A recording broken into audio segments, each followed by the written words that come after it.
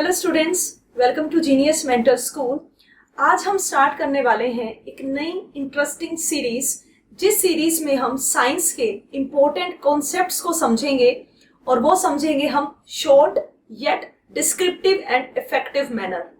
यानी कि इस सीरीज का फायदा आपके लिए ये होगा कि आप साइंस के इम्पोर्टेंट कॉन्सेप्ट्स जो आपकी डे टू डे लाइफ में भी इम्पोर्टेंट रोल प्ले करते हैं, जो आप ये देखोगे कि आपके सिलेबस में भी बहुत इंपॉर्टेंट है, उन इंपॉर्टेंट कॉन्सेप्ट्स को आप समझोगे, लेकिन शॉर्ट में, और ऐसे समझोगे कि आपको वो हमेशा याद रहेंगे। कई बार बच्चे क्या करते हैं कि जो टॉपिक होता है ना, वो अगर काफी लेंथी तरीके से समझाया जाए तो वो स्किप कर देते हैं, क्योंकि वो उन्हें शॉर्ट में ही पढ़ना चाहते हैं। लेकिन शॉर्ट में भी ये नहीं कि आप शॉर्ट में समझे हो तो इसका मतलब आप उसके बारे में लिख नहीं सकते या किसी को बता नहीं सकते। येट इंफॉर्मेशन नॉलेज, आपको जो इंपॉर्टेंट इंफॉर्मेशन है आपको उस टॉपिक की मिली है या नहीं मिली है, ये भी एक बहुत इंपॉर्टेंट पॉइंट है। तो इस सीरीज में आपको हर एक टॉपिक शॉर्ट में तो मिलेगा, लेकिन इंफॉर्मेशन उसकी आपको पूरी मिलेगी, सो दैट चाहे आप उसको अपने एग्जाम्स में लिखें या किसी को समझाएं तो भी आप उसे सही से कर पाए। ठीक है बेटा, तो स्टार्ट करेंगे आज की series with the first concept and that is cell। तो यहां आप देख रहे हो ये सेल का स्ट्रक्चर है। इस सेल के स्ट्रक्चर में आप डिफरेंट कंपोनेंट्स देख रहे हो सेल के, जिसे 1 2 3 4 5 6 7 से लेबल किया हुआ है। लेकिन ये कंपोनेंट्स क्या हैं, इनके क्या नाम है, क्या फंक्शंस हैं, ये बच्चे इनमें काफी कंफ्यूज रहते हैं। लेकिन कंफ्यूज होने की बेटा कोई बात नहीं है, काफी इंटरेस्टिंग टॉपिक होता है हमारा सेल। सेल क्या है, सेल की डिस्कवरी कैसे हुई, कैसे टाइप्स हैं उसके, आज के कॉन्सेप्ट में हम ये सब कुछ पढ़ेंगे, वो भी शॉर्ट में। तो स्टार्ट करेंगे आज का फर्स्ट कॉन्सेप्ट हमारा सेल के बारे में। तो सबसे पहले सेल है क्या, किसे हम बोलते हैं सेल। देखो, कोई भी आप चीज देखो, कोई भी आप ऑब्जेक्ट देखो, वो शॉर्ट यूनिट से मिलकर बनती है। जैसे कि आप बुक पढ़ते हो तो पेजेस से बुक बनी है आपकी, घर है तो ईंटों से घर बनता है, शॉर्ट यूनिट होती है जिससे ये चीजें बनी हैं। वैसे ही हर एक लिविंग ऑर्गेनिज्म की जो बॉडी होती है बेटा, वो सेल से मिलकर बनती है। यानी कि सेल को कहते हैं हम structural and functional unit of life, वो भी basic structural and functional unit of life. ठीक है, यानी कि सेल से ही हमारी बॉडी के स्ट्रक्चर की शुरुआत हुई है, सेल्स से ही हमारे जो बेसिक फंक्शंस है बॉडी के वो परफॉर्म होते हैं। तो सेल क्या होगा, सेल क्या होगा बेटा, basic structural and functional unit of life. अगर आपसे पूछा जाए इसे क्यों कहा हमने basic structural and functional unit of life, क्योंकि जो हमारे सेल्स में, हमारे जो बॉडी में आप ऑर्गन्स देखते हो, ऑर्गन है जैसे स्टमक है, हार्ट है, किडनी है, इस तरह के हमारे पास ऑर्गन्स हैं। तो बेटा हर एक लिविंग ऑर्गेनिज्म की बॉडी सेल से मिलकर बनी है। ठीक है, यानी कि नंबर ऑफ सेल्स मिलकर काम करते हैं, इनसे टिश्यूज बनते हैं, इनसे ऑर्गन्स बनते हैं। तो जिनसे शुरुआत होगी वही तो बेसिक यूनिट होगी। हर एक फंक्शन की और हर एक स्ट्रक्चर की जो बेसिक स्टार्टिंग पॉइंट है फॉर्मेशन की, वो बेटा सेल ही होता है। इसीलिए सेल को structural and functional unit of life कहते हैं।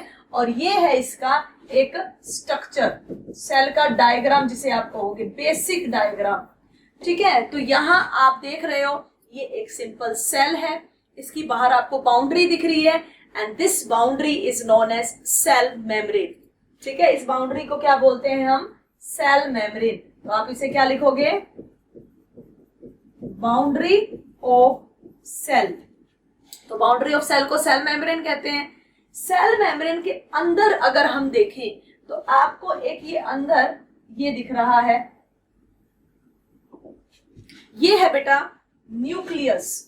This is known as nucleus. जैसे हमारी बॉडी का ब्रेन होता है, हमारे पास ब्रेन है, brain is the coordinator of our body. यानी कि यूं कहें कि हमारी बॉडी सारे फंक्शंस परफॉर्म करती है तो ब्रेन उसे रेगुलेट करता है, ब्रेन उसे कंट्रोल करता है।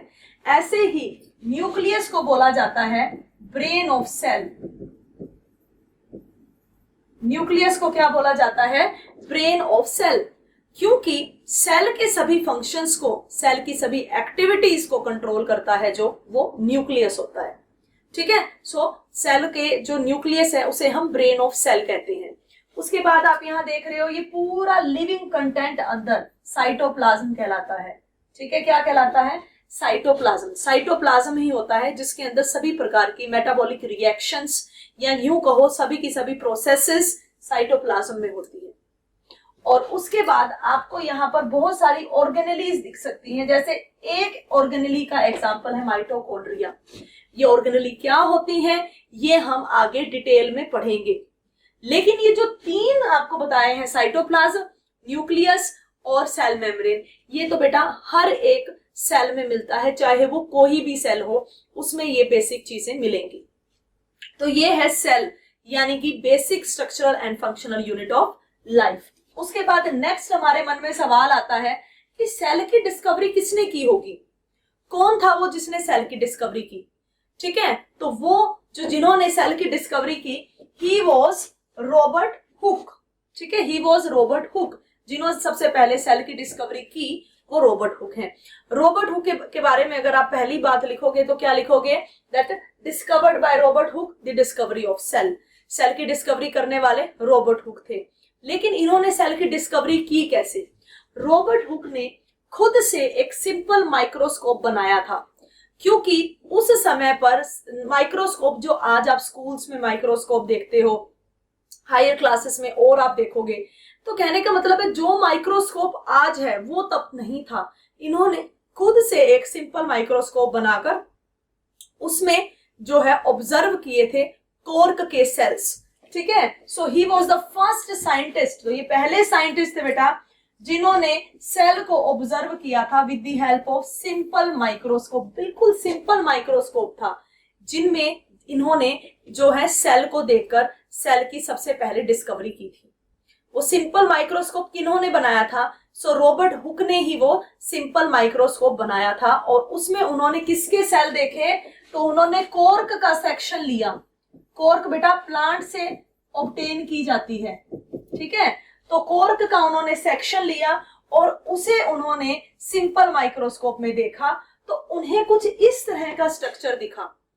जब उन्होंने कॉर्क के सेल्स को माइक्रोस्कोप, अपने खुद के द्वारा बनाए हुए माइक्रोस्कोप में देखा, तो उन्हें कुछ इस तरह से हनी कॉम्ब लाइक स्ट्रक्चर दिखा।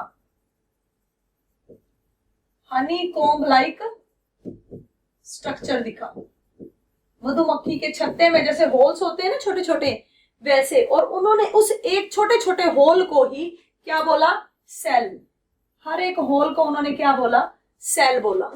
ठीक है, तो कॉर्क के सेल्स को इन्होंने माइक्रोस्कोप में देखा और इन्होंने वहां पे देखे छोटे छोटे चैम्बर्स, जैसे हनीकॉम्ब लाइक स्ट्रक्चर्स देखे, और उन्होंने उन एक एक होल को सेल बोला। इस तरह रॉबर्ट हुक ने डिस्कवरी की सेल की। ठीक है, लेकिन इन्होंने सेल के स्ट्रक्चर के बारे में कुछ नहीं बताया, सिर्फ सेल की डिस्कवरी की। सेल के स्ट्रक्चर्स में को बताने के लिए और साइंटिस्ट हैं जिन्होंने बहुत मेहनत से सेल थ्योरी दी थी। सेल थ्योरी में उन्होंने बताया बेसिक कैरेक्टरिस्टिक्स ऑफ सेल, यानी कि सेल क्या है ये सेल थ्योरी में हमें पता चलता है। तो फिर आगे हमारा कंसेप्ट आएगा सेल थ्योरी।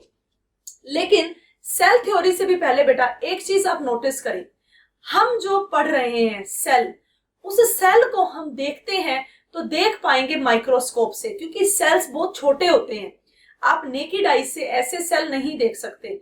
आपके हाथ में कितने सेल्स हैं आप ऐसे करके तो नहीं देख सकते, उस चीज के लिए आपको माइक्रोस्कोप का इस्तेमाल करना पड़ेगा। ठीक है, तो यहाँ आप देख रहे हो गांधी जी, ये माइक्रोस्कोप है बेटा जिसमें हम छोटी से छोटी चीज को डिटेल में देख पाते हैं। तो माइक्रोस्कोप में गांधी जी ऑब्जर्व कर रहे हैं पैथोजेंस को।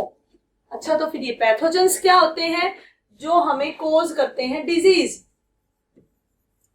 जो हमें डिजीज कोज करते हैं, उन पैथोजेंस को माइक्रोस्कोप में देख रहे हैं गांधी जी। और ये बात कब की है? 1940 की। ठीक है, कि वो पैथोजन, क्योंकि बहुत सारे पैथोजेंस है जैसे बैक्टीरिया, वायरस, इन्हें आप ऐसे तो नहीं देख सकते, माइक्रोस्कोप से ही आप इन्हें देख सकते हो। तो गांधी जी ऑब्जर्व कर रहे हैं माइक्रोस्कोप में उन पैथोजेंस को। ठीक है, It was the invention of microscope that enable us to observe and study microscopic pathogens. जो छोटे छोटे इतने सूक्ष्म इतने छोटे माइक्रो ऑर्गेनिजम्स होते हैं लेकिन हमें बहुत खतरनाक डिजीजेस कर सकते हैं, उन्हें अगर आप देखोगे तो वो सिर्फ और सिर्फ माइक्रोस्कोप के अंडर ही देख सकते हो, क्योंकि वो इतने छोटे होते हैं कि हम अपनी नेकेड आई से उसे नहीं देख सकते.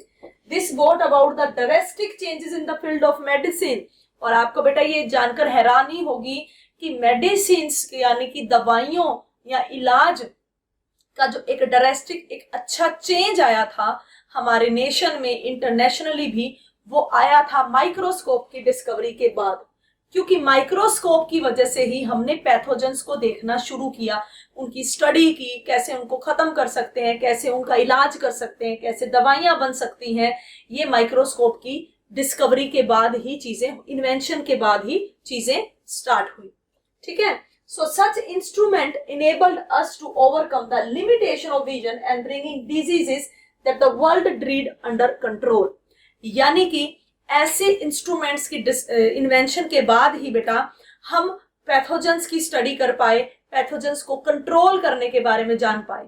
तो ये काफी इंपॉर्टेंट हमारी जो है साइंस फील्ड में काफी इंपॉर्टेंट था माइक्रोस्कोप का आना. ठीक है. तो हम सेल को अगर देखेंगे वो भी हम माइक्रोस्कोप की मदद से ही देखेंगे. देन आता है बेटा सेल थ्योरी. देखो सेल थ्योरी किसी एक साइंटिस्ट ने नहीं दी थी, पहले दो साइंटिस्ट ऐसे हैं जिन्होंने मिलकर सेल थ्योरी दी थी. तो सेल थ्योरी जो है फॉर्मुलेटेड हुई बाय एमजी सिक्लेडियन एंड सेक्वान. आप सिक्लेडियन एंड सेक्वान थ्योरी भी इसे बोल सकते हो. ठीक है. पूरा नाम याद करने की जरूरत नहीं है, सिक्लेडियन एंड सेक्वान थ्योरी इसको बोला जाता है. ये दोनों ही साइंटिस्ट ऐसे हैं जिन्होंने मिलकर सेल थ्योरी के कुछ पोस्टुलेट्स दिए थे, कुछ कंसेप्ट दिए थे. पहला इन्होंने ये कहा था चाहे कोई भी लिविंग ऑर्गेनिज्म है उनकी बॉडी सेल से मिलकर बनती है. प्लांट है तो प्लांट की बॉडी सेल से मिलकर बनती है, एनिमल है तो एनिमल की बॉडी सेल से मिलकर बनती है. तो पहला कंसेप्ट जो इन्होंने दिया वो क्या था? Body of all organisms is made up of cell. Organisms की बॉडी चाहे प्लांट की हो चाहे एनिमल की हो, सब सेल से मिलकर बनती हैं. दूसरा जो इन्होंने पॉइंट दिया वो ये है कि cell structural and functional unit of organisms या फिर लिविंग ऑर्गेनिजम्स हैं. यानी कि सेल ही है जो स्ट्रक्चरल एंड फंक्शनल यूनिट है हमारी लाइफ की. ये इंपॉर्टेंट हमारे पॉइंट्स हैं सेल थ्योरी के. ठीक है. जो स्क्लेडियन और सेक्वान ने दिए. तो जो माइलस्टोन्स हैं या जो पॉइंट्स हैं सेल थ्योरी के, वो आप एक बार अच्छे से समझिए. सबसे पहले बात करते हैं रॉबर्ट ब्राउन की. रॉबर्ट ब्राउन हम आगे अच्छे से पढ़ेंगे. इन्होंने डिस्कवरी की थी न्यूक्लियस की. अभी मैंने आपको जो बेसिक स्ट्रक्चर बताया था सेल का, उसमें न्यूक्लियस था which is known as brain of cell. तो जो हमारा न्यूक्लियस है वो किसने डिस्कवर किया? वो डिस्कवर किया किन्होंने? रॉबर्ट ब्राउन ने 1831 में. सो रॉबर्ट ब्राउन ने 1831 में डिस्कवर किया न्यूक्लियस. देन बात करते हैं बेटा स्क्लेडियन, एमजे स्क्लेडियन. सो एमजे स्क्लेडियन किसकी स्टडी करते थे? ये बेटा बोटेनिस्ट थे. और जो बोटेनिस्ट होते हैं ये हमेशा प्लांट की स्टडी करते हैं. किसकी स्टडी करते हैं? प्लांट्स की. तो ये बोटेनिस्ट के प्लांट की स्टडी कर रहे थे और इन्होंने कहा था कि प्लांट जो होते हैं उनकी बॉडी सेल से मिलकर बनती है. कि जो प्लांट्स हैं उनकी बॉडी किससे मिलकर बनती है? सेल से मिलकर बनती है. इनके साथ सेक्वान भी थे. तो जो थियोडर सेक्वान है ये एक जूलॉजिस्ट थे. ये क्या थे? एक जूलॉजिस्ट थे और ये करते थे स्टडी ऑफ एनिमल्स. क्योंकि जूलॉजिस्ट जो होते हैं वो एनिमल्स की स्टडी करते हैं. क्या करते हैं? एनिमल्स की स्टडी करते हैं. इन्होंने ये कहा कि एनिमल्स की बॉडी सेल से मिलकर बनती है. कर तो मिलके ही काम रहे थे ना. बट ये याद रखना कि सिक्लेडियन जो थे he was botanist and Schwann was zoologist. Botanist वो जो प्लांट्स की स्टडी करें, जूलॉजिस्ट वो जो एनिमल की स्टडी करें. तो जो स्क्लेडियन थे इन्होंने कहा प्लांट की बॉडी सेल से मिलकर बनती है. सेक्वान ने कहा कि एनिमल की बॉडी भी सेल से मिलकर बनती है. और दूसरा इन्होंने दोनों ने मिलकर जो सेल थ्योरी की, उन्होंने कहा, दोनों ने मिलकर क्या कहा कि cell structural and functional unit है लाइफ की. ठीक है. बट अगर इनसे ये सवाल पूछा गया जब कि जो सेल्स हैं वो मतलब नए सेल्स कहाँ से आते हैं?